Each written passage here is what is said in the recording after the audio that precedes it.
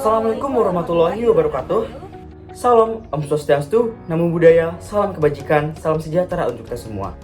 Perkenalkan, kami dari Kelompok 10, saya Gunawan dengan NIM 2010-11-2076. Saya Mina Faralina Lubis dengan NIM 201011200064. Saya Cindy Prindiasnova Putri dengan NIM 201011201313. Di sini kami akan memaparkan salah satu materi dari mata kuliah perilaku organisasional, yaitu terkait dengan teamwork atau kerja tim.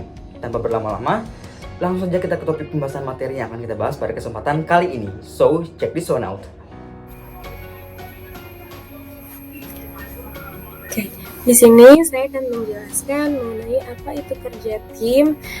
Kalau selama ini kan kita sering dengar nih ada yang namanya kelompok kerja, terus ada yang namanya tim kerja. Nah, bedanya apa sih? Nah, sekarang saya akan menjelaskan terlebih dahulu apa itu kelompok kerja. Kelompok kerja adalah kelompok yang berinteraksi terutama untuk berbagi informasi dan mengambil keputusan untuk membantu setiap anggota yang bekerja di dalam tanggung jawabnya. Kelompok kerja itu tidak memiliki kebutuhan atau peluang untuk terlibat dalam kerja yang kolektif yang memerlukan usaha gabungan. Jadi kinerja mereka hanya merupakan kontribusi individu gabungan dari tiap-tiap kontribusi individu. Tidak terdapat sinergi yang positif yang dapat menciptakan keseluruhan level kinerja yang lebih besar daripada inputnya. Sedangkan tim kerja adalah kelompok yang usaha-usaha individualnya menghasilkan kinerja yang lebih tinggi daripada jumlah masukannya. Jadi tidak hanya kontribusi individual, tapi juga berupa usaha gabungan. Melalui kerjasama dan saling berbagi pengetahuan serta keterampilan, sebuah tim seringkali mampu menyelesaikan tugas secara efektif ketimbang dilakukan dengan sendiri-sendiri. A team is a group organized to work together to accomplish a set of objectives that cannot be achieved effectively by individuals. Selanjutnya adalah perbedaan dari kelompok kerja dengan tim kerja. Tadi kan kalau kelompok kerja tuh dia terdiri dari kontribusi individu. Nah, kalau tim kerja pada intinya sama dengan kontribusi individu, tapi mereka bisa juga melakukan gabungan usaha. Karena keterampilan yang dimiliki dalam tim kerja itu lebih saling melengkapi. Walaupun beragam, tapi saling melengkapi. Nah, maka dari itu bisa melakukan usaha gabungan kayak gitu. Nah, terus, apa sih perbedaan dari kelompok kerja dengan tim kerja? Nah, berdasarkan tujuannya, kelompok kerja itu lebih banyaknya berbagi informasi. Kalau tim kerja itu selain berbagi informasi, mereka juga kerja secara kolektif, bisa untuk memecahkan suatu masalah. Terus tadi berupa usaha gabungan kayak gitu. Terus kalau dari sisi sinergi, kelompok kerja itu netral atau bisa juga menjadi negatif. Nah, sedangkan kalau tim kerja itu dia sinerginya positif gitu. Nah, terus untuk pertanggungjawaban. Kalau pertanggungjawaban, kelompok kerja itu individu, tergantung dari bagiannya masing-masing. Mereka bertanggung jawab atas bagiannya masing-masing. Nah, sedangkan kalau tim kerja itu individual tapi saling timbal balik gitu. Nah, terus untuk dari segi keterampilan, kalau kelompok kerja itu acak dan beraneka, sedangkan kalau tim kerja itu beraneka tapi saling melengkapi, sehingga bisa menyelesaikan masalah bersama-sama secara gabungan gitu, menggabungkan keterampilan mereka. Gitu. Selanjutnya adalah karakteristik dari kerja tim.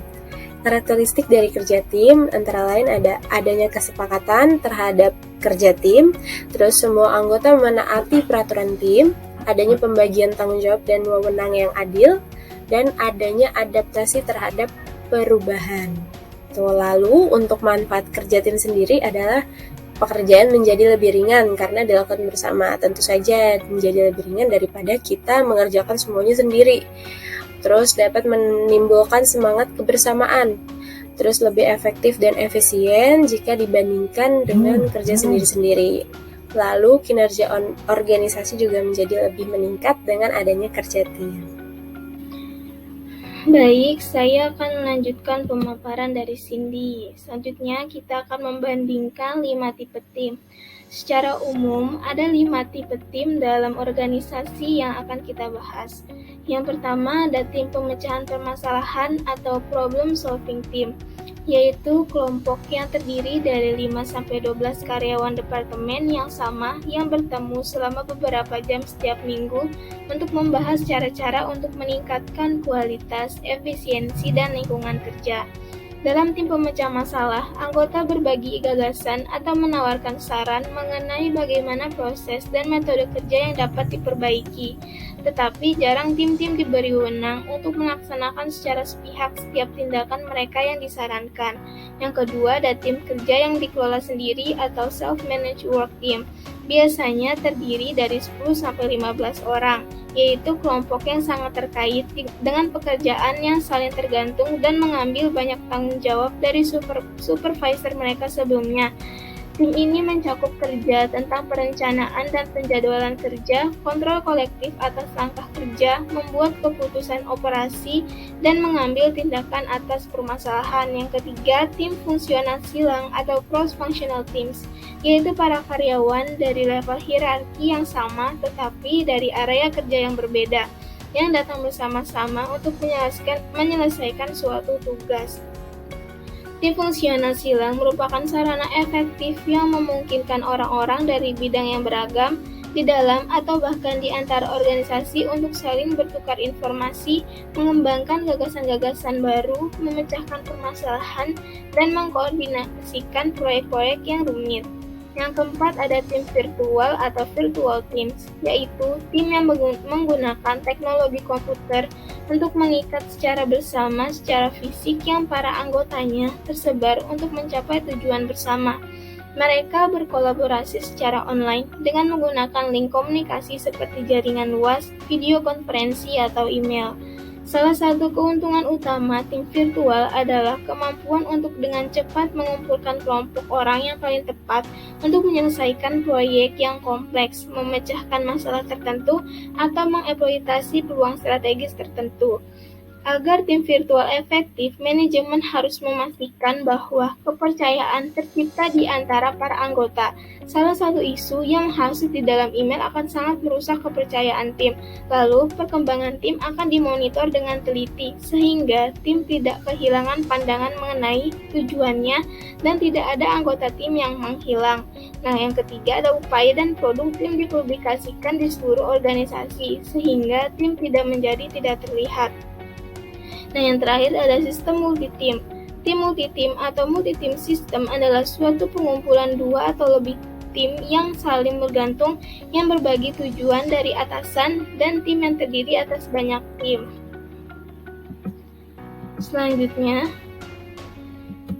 mengidentifikasi karakteristik tim yang efektif.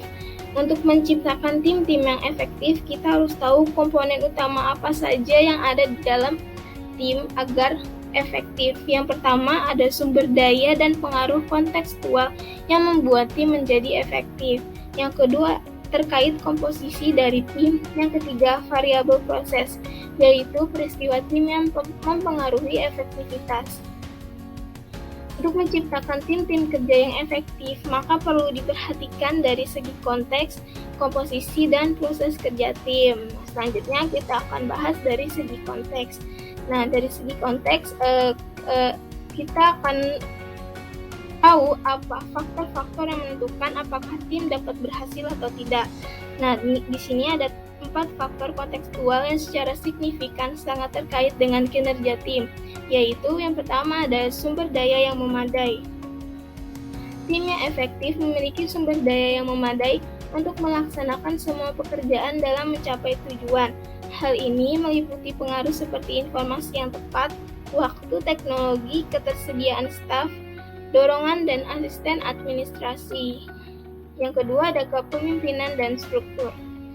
Tim tidak dapat berfungsi jika mereka tidak mendapatkan kesepakatan mengenai siapa yang akan melakukan apa dan memastikan semua anggota mendapatkan beban kerja.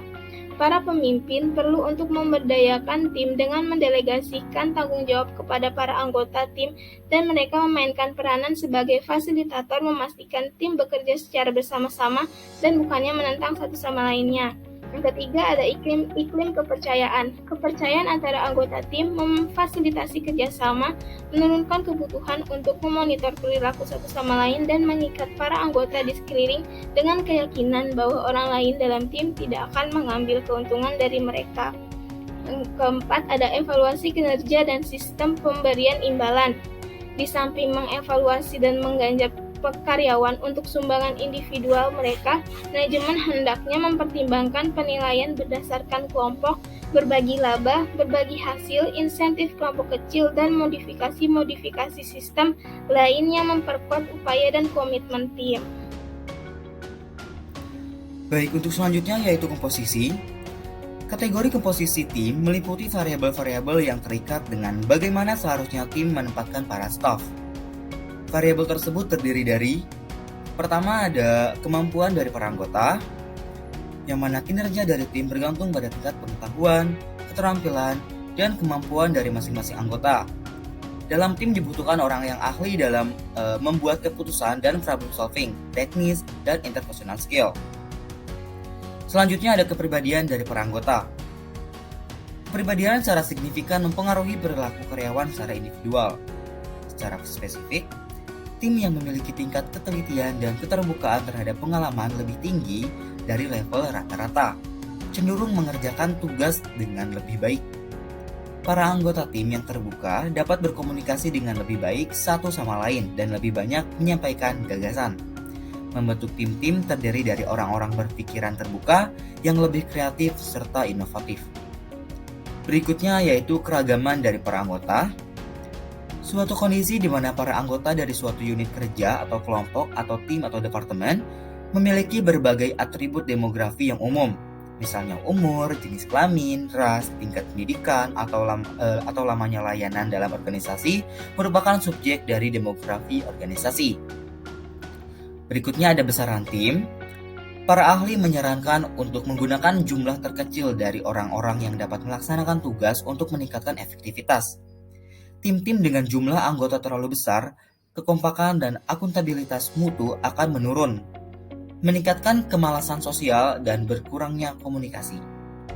Yang terakhir yaitu ada pilihan anggota.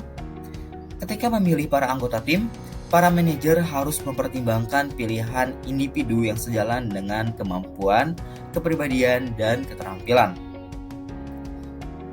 Berikutnya ada proses kerja tim, yang mana efektivitas tim meliputi variabel proses seperti komitmen anggota. Bagian dari variabel-variabel tersebut akan dijabarkan di bawah ini. Pertama ada rencana dan tujuan umum, yang mana tim-tim yang efektif mulai dengan menganalisis misi dari tim, mengembangkan tujuan-tujuan untuk mencapai misi tersebut, dan menciptakan strategi-strategi untuk mencapai tujuan. Tim yang efektif mempunyai tujuan bersama dan sangat berarti dan memberikan pengarahan, momentum, dan komitmen untuk anggota sebagai suatu visi. Berikutnya ada tujuan spesifik. Tim yang berhasil akan menerjemahkan tujuan umum mereka ke dalam tujuan kinerja yang spesifik, dapat diukur dan realistis. Tujuan-tujuan yang spesifik memfasilitasi komunikasi yang jelas. Mereka membantu tim mempertahankan fokus mereka kepada persoalan hasil. Berikutnya yaitu keberhasilan tim. Tim yang efektif memiliki kepercayaan dalam diri mereka sendiri. Mereka meyakini bahwa mereka dapat berhasil. Tim yang berbagi pengetahuan akan memperkuat keberhasilan mereka dibanding dengan individual karena para anggota dapat lebih secara efektif mengumpulkan pendapat dan nasihat dari rekan satu tim mereka. Berikutnya ada mental model, yakni pengetahuan dan keyakinan para anggota tim mengenai bagaimana pekerjaan dapat diselesaikan oleh tim. Berikutnya ada level konflik. Hubungan konflik, hal-hal yang didasarkan pada ketidakcocokan interpersonal, ketegangan, dan kebencian terhadap yang lainnya hampir selalu disfungsional. Namun, ketika tim-tim melakukan aktivitas yang tidak rutin, ketidaksepakatan mengenai konten tugas disebut konflik tugas. Penyelesaian dapat dilakukan dengan menstimulasi pembahasan, memperkenalkan penilaian kritis atas permasalahan dan opsi, serta dapat mengarah pada keputusan tim yang lebih baik. Berikutnya ada kemalasan sosial. Tim-tim yang efektif dapat melemahkan kecenderungan ini dengan membuat para anggota secara individu dan bertanggung jawab secara bersama-sama untuk maksud, tujuan, dan pendekatan tim yang ingin dicapai. Baik, berikutnya yaitu terkait dengan mengubah individu menjadi pemain tim. Memperlihatkan bagaimana organisasi dapat menciptakan para pemain tim. Pertama, ada merekrut para pemain tim. Ketika merekrut pemain tim, pastikan para kandidat dapat memenuhi peranan tim mereka sejalan dengan persyaratan teknis. Kedua, yaitu menciptakan para pemain tim. Untuk meningkatkan keterampilan pemecahan permasalahan, komunikasi, negosiasi manajemen konflik, dan pelatihan, sebagai contoh, menemukan bahwa untuk mencapai keberhasilan tim, penjualan diperlukan jauh lebih banyak daripada mengoperasionalkan tenaga penjualan yang memiliki kemampuan yang tinggi. Manajemen harus menitik beratkan upaya kerasnya untuk membangun tim. Yang ketiga, ada menyediakan insentif agar menjadi seorang pemain tim yang baik. Untuk mendorong usaha bekerja sama dan bukannya saling kompetisi, menurut Hallmark Cards Inc., sistem insentif dasar bagi individu pada bonus tahunannya yang didasarkan pada pencapaian tujuan tim, promosi, kenaikan gaji, dan bentuk penghargaan lainnya harus diberikan kepada para individu yang telah bekerja efektif sebagai para anggota tim dengan melatih para kolega yang baru. Berikutnya, yang terakhir yaitu ada ujian terakhir adalah menentukan para anggota kelompok saling bergantungan atau tidak. Para individu bekerja secara sendiri, total kinerja yang dimiliki merupakan penjumlahan dari keseluruhan kinerja individual mereka semata. Demikian pemaparan materi yang dapat kami sampaikan. Kami mengucapkan terima kasih atas atensi yang telah diberikan. Semoga bermanfaat and see you on the next video. Wassalamualaikum warahmatullahi wabarakatuh.